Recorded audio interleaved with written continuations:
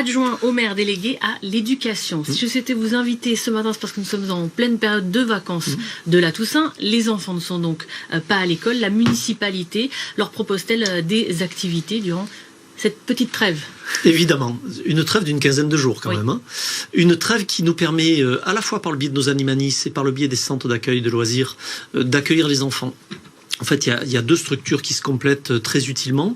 Il y a d'abord la structure de base qui est composée d'une 50aine de centres dans toute la ville qui permet d'accueillir les enfants pendant les 2 semaines pour des activités extrêmement variées, aussi bien sportives qu'intellectuelles que de loisirs créatifs. On peut toujours s'inscrire ?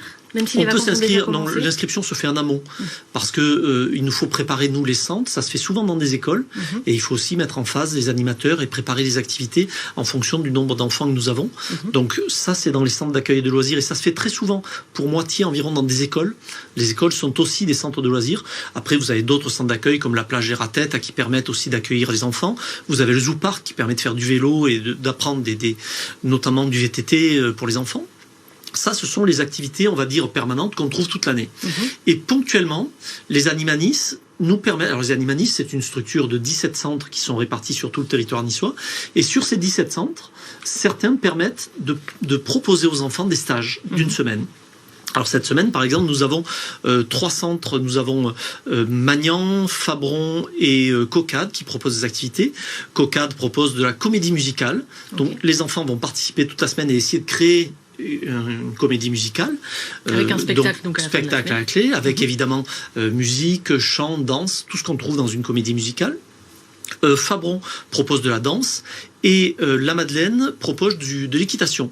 Donc c'est-à-dire que ces 3 centres proposent le matin ces activités thématiques et d'autres activités ludiques l'après-midi. Et pour ces animanis, si là les parents n'ont pas anticipé, est-ce qu'ils peuvent toujours inscrire l'enfant? Ils peuvent, en tout cas pour la 2e semaine, puisque là l'inscription est faite pour la 1re semaine, parce que là ce sont des inscriptions à la semaine et même à la demi-journée. C'est-à-dire que les enfants peuvent participer aux activités du matin toute la semaine ou aux activités de l'après-midi toute la semaine ou toute la journée, toute la semaine aussi.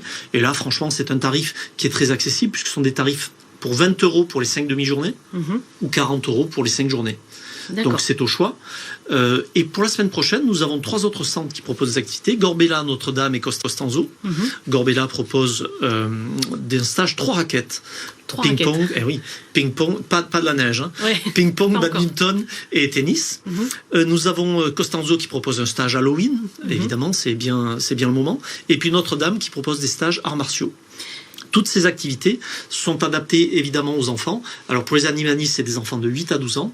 Et pour les activités dans les centres d'accueil de loisirs, c'est des enfants de 3 à 12 ans. Voilà qui est très complet. Et on peut trouver les informations sur le site internet. Bien sûr. Exactement. Ces animanis, il n'y en a pas qui sont en lien avec la culture niçoise, où on peut par exemple faire apprendre à nos enfants le niçois, ça existe? Bien sûr. Apprendre le niçois, non. Parce que ça se fait plutôt dans le cadre associatif, ou alors en venant au théâtre, par exemple, en regardant des pièces en niçois. Mais ça se fait aussi par le biais des ouvrages, par le biais du Surgentim, par exemple, par le biais de Nissar Pertudiu, qui sont vraiment des associations dédiées à ça. Ce qu'on va trouver plutôt dans les centres animanis, c'est plutôt la découverte de la musique traditionnelle, c'est plutôt la découverte de notre architecture, de notre patrimoine. On est plutôt sur de la découverte culturelle plutôt que sur la découverte linguistique.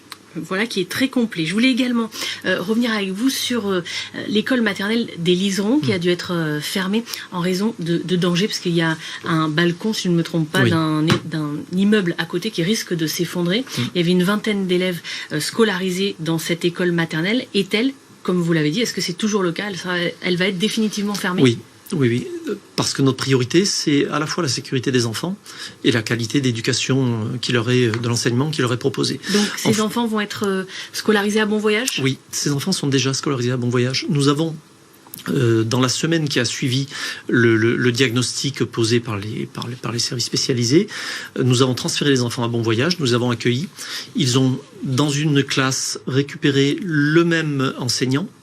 Et les 8 enfants de petite section ont été répartis dans 4 classes distinctes de petites sections aussi. Ce que nous souhaitions, c'est que les enfants soient d'abord en sécurité, ce qui n'était plus le cas. On ne pouvait pas les sortir sous le préau, par exemple, sous risque de voir quelque chose tomber sur le préau. D'une part. D'autre part, il fallait que les enfants puissent avoir de bonnes conditions d'accueil. Et Bon Voyage est un groupe scolaire qui permet ces bonnes conditions d'accueil.